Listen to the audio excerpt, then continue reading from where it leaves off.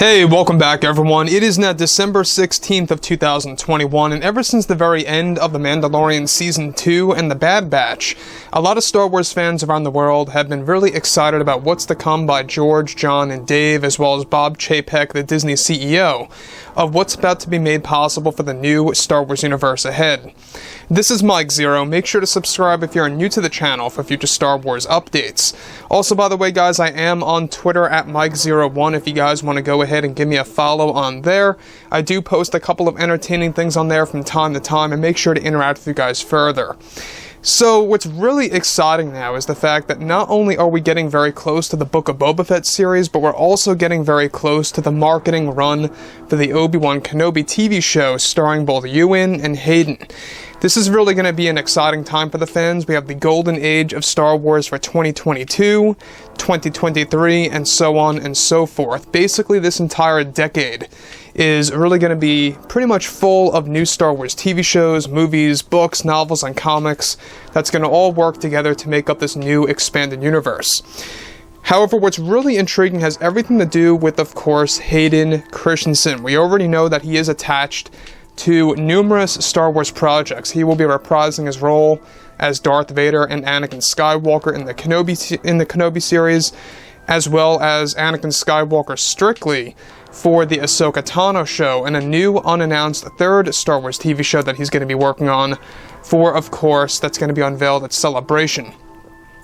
Now, when we go ahead and dive deeper into everything that's been happening between Kathleen Kennedy and, of course, leslye Headland working on the Acolyte TV series, there's been a lot of problems happening with that show, a lot of setbacks, a lot of rewrites and firings of specific directors and/or co-writers working with leslye Headland. To say the least, they've had numerous delays, and now they're not even going to be entering into production until April of next year. However, with both Disney and Lucasfilm now fully focused on the new Star Wars shows like Boba Fett and Mando Season 3, both Jon Favreau and Dave Filoni are working hard on the new TV shows and films that are also in development by Lucasfilm. However, it's described that one of the big changes that recently happened over at Lucasfilm involved creator George Lucas getting kicked off of a Star Wars TV series for Disney Plus by Lucasfilm's Kathleen Kennedy. It's described that not so long ago, Kennedy actually made the call to kick George Lucas off from one of the Star Wars TV shows for Disney Plus. That specific series was the Acolyte TV show that is currently being done by Kathleen Kennedy and leslye Headland. This also involved kicking off actor Hayden Christensen from the TV series, where he was going to appear as a vision of Anakin Skywalker in front of Master Yoda, voiced by Frank Oz again for the Acolyte show. This entire scene, of course, was recently cancelled by Kathleen Kennedy for a number of reasons, and Hayden is said to be very frustrated and angry over the last-minute decision of taking him off of the Acolyte series that was going to provide Yoda a Force vision of the future of the Chosen One and new revelations about the prophecy. Now, let me just stop right here and pause, because the thing that really gets to me about this is that I will tell you guys the truth, that I feel that Hayden getting kicked off from the show could have very well been a blessing in disguise. I think it's best for him to not be associated with anything that Kathleen Kennedy is heavily involved in, or leslye Headland is involved in, because they would have just written the character in an improper way. They would have guided him in the wrong direction, and I think it just would have been a mess in the long run. But still, on top of this, I don't believe that Hayden deserved to get kicked off of a TV show that he was initially signed up for at last minute. This, of course, is the second time that this has happened. He was initially set to portray the role of Anakin in The Rise of Skywalker as a Force ghost, a handful of cameos in that movie, before, of course, they deleted a lot of those scenes and pretty much scrapped a lot of moments from the scripts, where they only used a part of one of the scenes that were partially shot and used that voiceover for him to just be a Force ghost voice at the very end of Episode 9. So, moving on from all of this, alright, one of course, the new reasons as to why Kathleen Kennedy decided to take Hayden off of the show is the budget. Initially, Lucasfilm had agreed to pay Hayden a decent amount for his appearance as Anakin Skywalker in the new series. However, recently Kathleen Kennedy has been trying to cut back on the budget of the series by creating less sets and less intense CGI work to be done. This also includes canceling Hayden from the Star Wars series. Given that this is Kathleen Kennedy's show, she's able to do as she pleases. So once again, I mean, this further proves that it seems as though that Kathleen Kennedy not only disrespects George Lucas, does things at last minute. You know, this is the countless number of times that she has done this, but the other thing is that this also proves that she seems to be a little bit cheap when it comes to producing a Star Wars TV show of her own with Leslye Headland. Again, cutting back on the sets, cutting back on some of the CGI work to be done. It just sounds like that this show is going to be extremely small scale and really not all that impressive visually speaking at the minimum. So further, of course, Hayden was said to have tried to talk with the higher-ups over at Disney to prevent this from happening, as he was already, of course, let go from the Rise of Skywalker cameos that he initially was set up to do, only leaving him with leftover voiceovers at the end of the movie.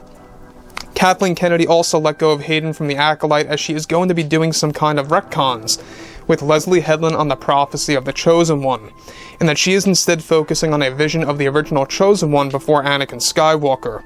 Hayden Christensen, however, is still excited to debut in 2 other projects apart from the Kenobi series, that being Ahsoka and a 3rd live-action show that will be unveiled at Celebration 2022. So here's the deal about this. We already know that Hayden Christensen is going to be a big deal in the Kenobi series, the Ahsoka show, but also in a 3rd unannounced Star Wars series that's going to be unveiled at Celebration. This could have very well been labeled as his 4th TV show, The Acolyte, though he was cancelled and let go from that. Now further, of course, the scene for The Acolyte was going to require also heavy CGI work to be done behind Hayden Christensen with revolutionary technology, also involving a CG version of Yoda during his younger years. Kennedy wanted to bring back CG Yoda instead of puppet Yoda to expand her possibilities of moving the character in certain ways than what a puppet is limited to. The scene for Yoda also upped the budget for the project. However, now Yoda is set to appear again in CG form in a scene with less screen time for the Acolyte series that is described to be an action-driven scene. So once again, this is the formality, it seems, by Lucasfilm, that every single Star Wars TV show for Disney Plus is going to have a big cameo.